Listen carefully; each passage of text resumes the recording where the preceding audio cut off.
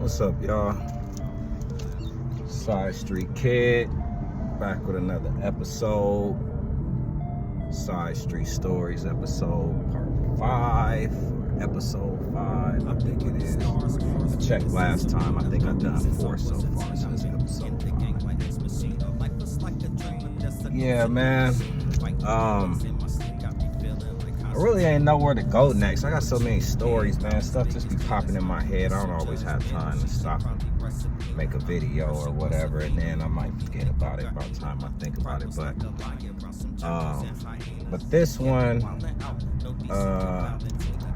you're gonna have to kind of read between the lines, because y'all know YouTube be tripping and I can't say certain stuff. Like if I say certain words, they just gonna block the video. Probably nobody will ever see it.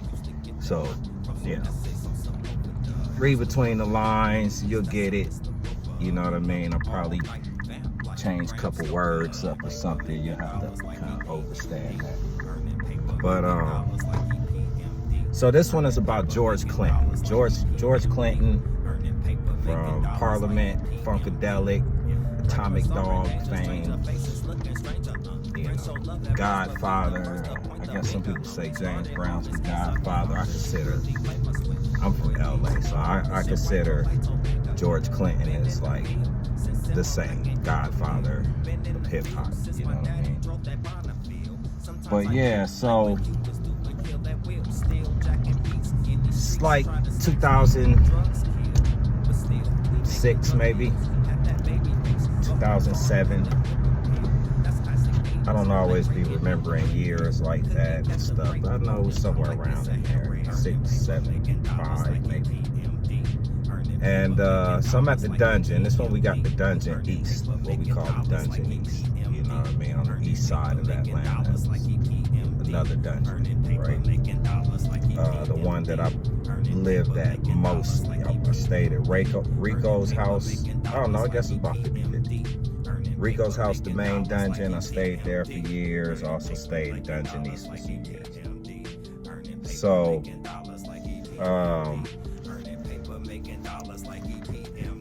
so I'm at the dungeon, and George Clinton pulls up. You know, he's there for a couple days, I guess, really, to do some recording and stuff with Organized Noise or whatever. And we working on Dungeonese stuff at the time, so he doing stuff with us too, like poetry, intro, hooks, stuff like that. And then they Organized Noise produced a record for him as well. So I also went to the studio when he recorded that one. We went to I can't remember which studio it was at. I think it was Doppler. I think we went to Doppler Studios to record that. So I had so many questions I always wanted to ask George Clinton, and if I ever got a chance, you know, just running through my head. But I'm like, I also don't want to be like a bother to him, you know what I mean? Because you know, that man been doing this for 30, 40 years at this point. I know he's about tired of fans and stuff, especially more of the studio type setting or whatever. So I ain't want to bother him too much, but I got questions. So I'm like, all right, let me just ease my way into a couple questions. And I really enjoyed being around George Clinton. This stuff, the original, before he cleaned up and got the hats and the haircuts. I'm talking about he coming through, he Parliament, Funkadelic out, braids, colors, and you know, everything. So he told me some stuff, you know what I mean, that I really always took to heart. You know what I mean? One was like, he told me like, you know, I was like an amazing talent. Don't let anybody try to tell me I'm not as good as I am or not one of the best, whatever. Start telling little stories about Parliament and stuff. And the whole time he got like a kit with him, you know what I mean, that he had thrown up on the road. Then the TV trays was sitting on the couch. So he threw the little kit up on the TV tray, you know what I mean? And he pulling it out. He got little baby jars, you know what I mean? Little bag, this and that. mixing up, going over to the microwave. I had never seen anybody do no shit. Going to the microwave. Well, whatever. So I'm like, man, I'm gonna just ask him, you know. I said, yo, I ain't trying to be funny or nothing, but I'm just wondering, like, you know, I grew up in the 80s. I've seen, you know, addicts or whatever, people addicted to stuff my whole life. But they tend to move on, you know, pass away, however you want to term that, you know what I mean, a lot younger than you are. You know what I mean? And you've been doing this for a long time. How are you able to do this? You know what I mean? Why does it not affect you in the same way? You sit here and, you know what I mean? We smoking weed. I got blunts and stuff, and he keeping up with me. I'm wondering, how is he doing that like I'm doing this? You know what I mean? So he said, man, I ain't never in my life smoked what you think this is, young blood. You know what I mean? He said, I've never walked up to anybody and bought nothing. He said, I make it myself. I buy, you know, this, and I cook it. There's no cut to it. He's like, the stuff be killing people is the stuff we be cut with. You know what I mean? I'm like, oh, okay, whatever. So then, my next question I wanted to ask him was, what made him think about turning the drums backwards on Atomic Dog? Like, how did that happen? Like, whatever.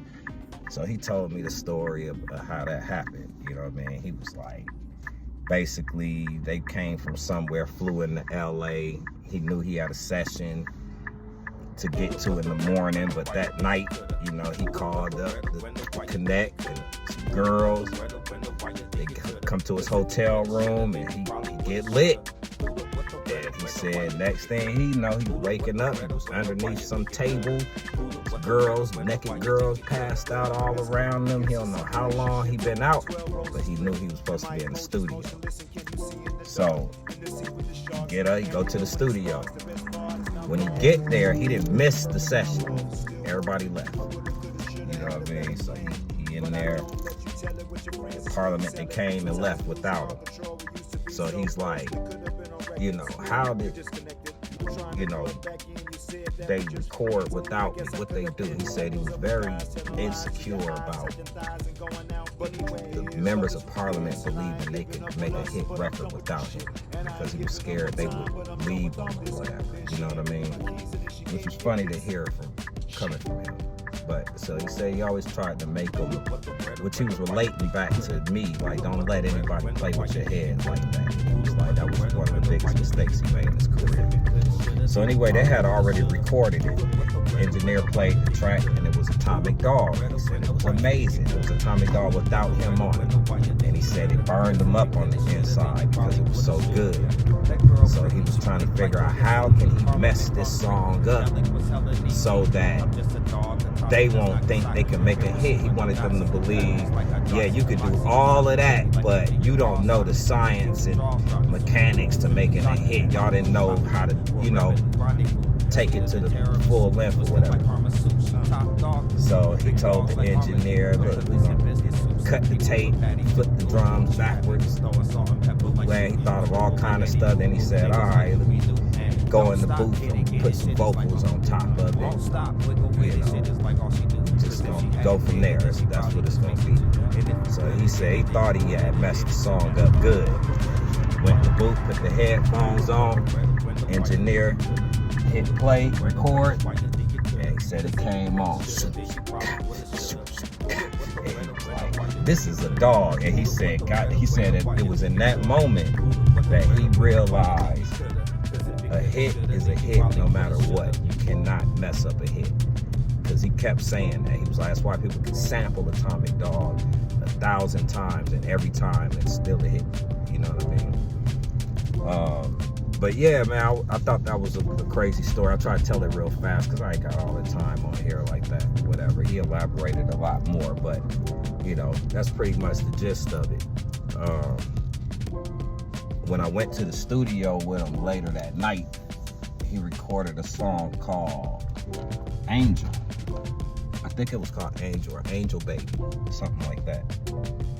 That was produced by Organized Noise. Like, baby, daddy's little angel, come to rescue me and take me underground. That shit was so cold. I just sat in there mesmerized all night watching him work on that. You know what I mean? But yeah, man, check that song out if you can. You know what I mean? It's on YouTube. Just put it in the search. George Clinton, baby, Angel Baby. I think it's called Angel Baby. And then you can also hear the stuff he did on our project too, the Dungeonese project. That's online too. It's called Dungeonese Do You Speak Volume 1.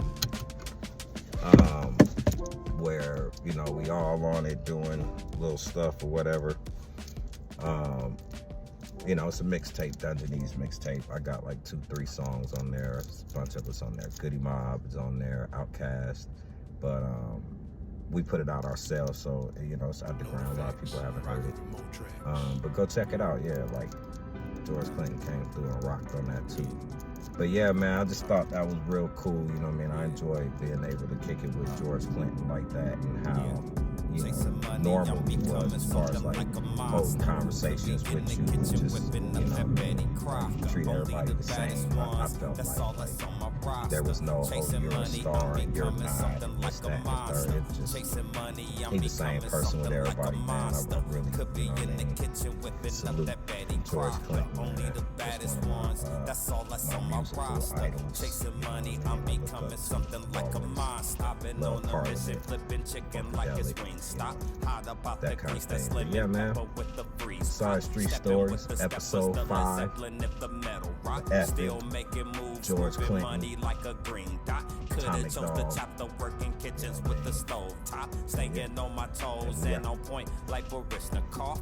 The moral fabric I was cut off from a different cloth. Designer clothes, they wondering how much it cost. Chasing money, I'm becoming something like a monster. Could be